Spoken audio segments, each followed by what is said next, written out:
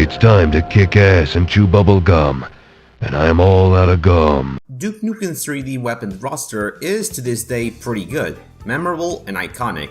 Weapons like the Devastator, Flamethrower, and the shotgun were among the best in the game, as they were powerful and design-wise pretty amazing, and I think many people agree with that.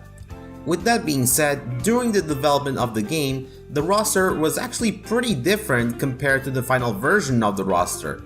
So in this video, we're gonna talk about the weapons from the beta build, which is from 1995, and how much they have changed compared to the final version of the game.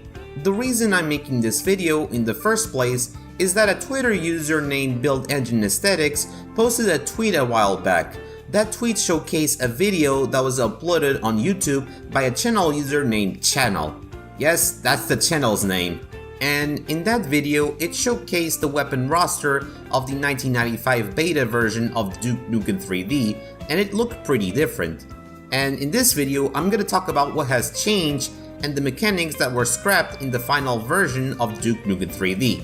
Now, first things first, I want to make it perfectly clear. I do not own the beta builds of Duke Nukem 3D, as it's actually impossible to obtain them because since Gearbox is a fucking bitch when it comes to game preservation. I mean, we're intended to receive the beta builds around 2013 to 2014. Unfortunately, because of the stupid conflict between 3D Realms and Gearbox, it's impossible to get the beta builds at this moment. I mean, Gearbox, what are you doing? I mean, let the people who have the beta builds of the game release them to the public. Duke Nukem Forever 2001 build was leaked a while back, so you might as well let them release the builds. I mean, what the fuck? But I'm getting ahead of myself. So let's talk about the big elephants in the room, the weapons. Let's start with the pistol. Compared to the final version of the pistol, it works identical to its final counterpart, but it also has an alternative firing mode that fires explosive rounds which are more powerful than its normal firing mode that the pistol offers.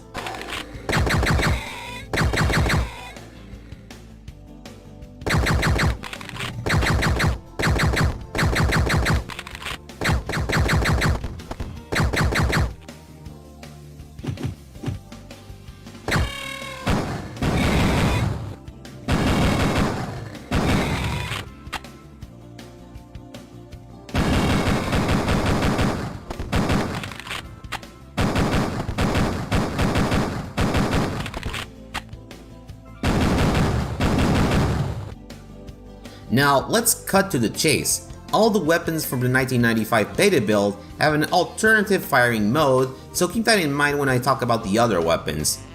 Overall, the beta pistol, apart from the alternative firing mode, is exactly the same as it was in the final version of the game. Moving on to the next weapon, the plasma cannon, it works as you'd expect. It fires plasma bolts to the enemies. Matter of fact, it's exactly the same as it was in the lame Duke beta build. But this time around, it also has an alternative firing mode, which acts more of a shotgun, and you can see from the video, it's actually pretty powerful.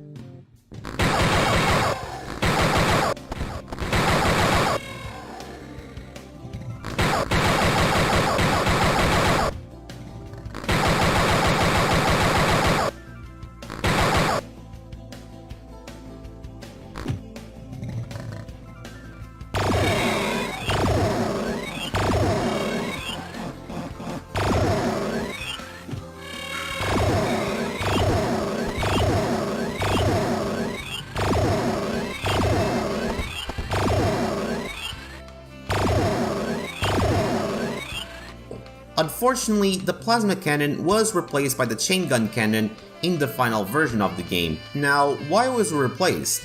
Well, we'll never know, but I can assume that it's probably because it was very similar to Doom's plasma rifle, both design and execution wise. Which was a real shame, because it was actually a solid weapon in its own right, and sadly it didn't make a return in both the Atomic and World Tour editions, unlike the other weapons like the Expander and the Flamethrower.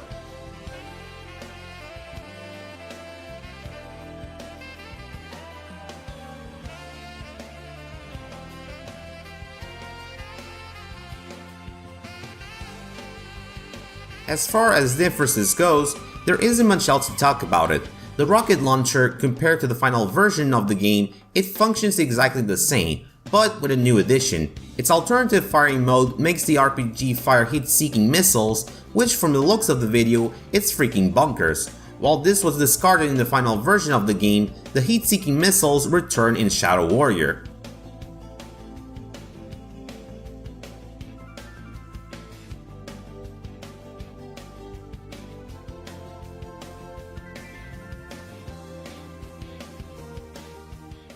The Flamethrower is pretty interesting. It fires a line of fire that incinerates a lot of the enemies, which deal heavy damage. Its alternative firing mode is even better, as it fires a huge fire blast that is much more powerful, but what makes this even more insane is that you can even control the projectile, which is really rad as you can see in this video. But I'm not sure how you even control it. Do you control it with your mouse or with your keyboard? Who the fuck knows? And we will never know. Sadly, the Flamethrower was replaced by the Freeze Thrower in the final version of the game. That is until it made a return in the World Tour version of the game, you know, the greasy bastard version. How ironic. It did make a return in World Tour under the name the Incinerator.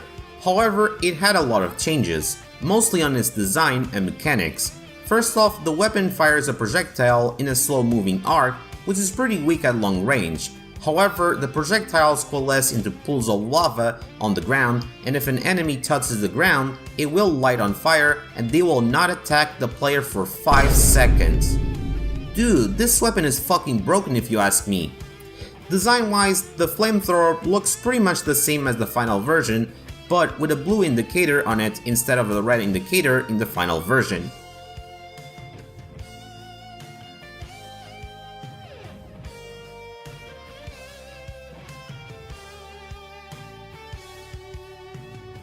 Speaking of blue, did you know that in the beta version of the game, the blue indicator on each weapon meant that you were using the regular firing mode of the weapon, whereas the red indicator meant that you were using the alternative firing modes, as you can see in this video.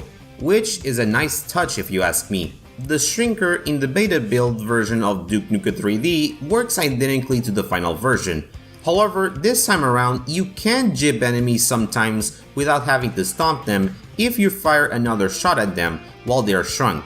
Surprisingly, the expander makes an appearance in this build, and it's basically the shrinker, but it expands the enemies, and instead of hit scanning them like in the Atomic Edition of Duke Nukem 3D, it shoots projectiles like what the shrinker does. Although the expander was not available in the final version of the game, it did make a return in the Atomic Edition like I mentioned before.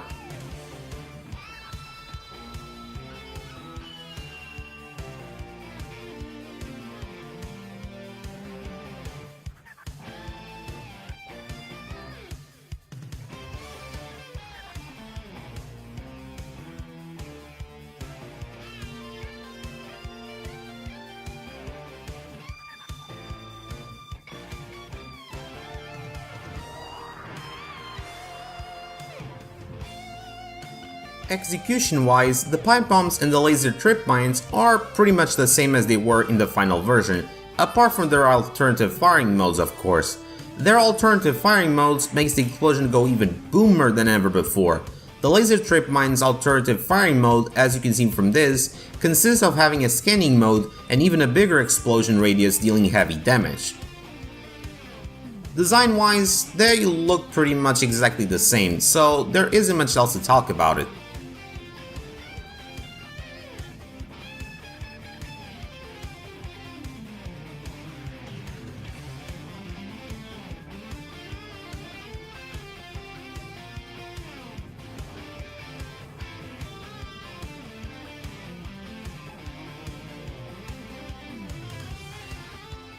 And there you have it. Overall, the weapon roster from the 1995 beta build is pretty different, and while we had no plasma cannon and the flamethrower in the final release of the game, we did have other great weapons like the chain gun cannon, shotgun, and the Devastator. I still wish that 3D Realms would keep the flamethrower and the plasma cannon on the final version of the game. Luckily, we got the flamethrower 20 years later in the greasy bastard version of Duke 3D. The plasma cannon, on the other hand, wasn't so lucky, as it was changed into the chain gun that we know today. The concept of the alternative firing modes was pretty fascinating. It kinda sucked that this was discarded in the final version of the game, but other build engine games like Shadow Warrior and Blood took notes when it came to alternative firing modes and basically improved the idea of this mechanic to its maximum potential. You could say, in a way, Duke Nukem 3D was one of the first FPS games that really created the idea of the alternative firing mechanic. Unfortunately, this was scrapped. My theory about why they scrapped the idea is because either some of the alternative firing modes were pretty gimmicky, for instance the Flamethrower's Fire Blast, although we still don't know how could we control that shit, or maybe the mechanic would break the balancing of the game, and from the looks of it, I think they scrapped the idea due to balancing issues.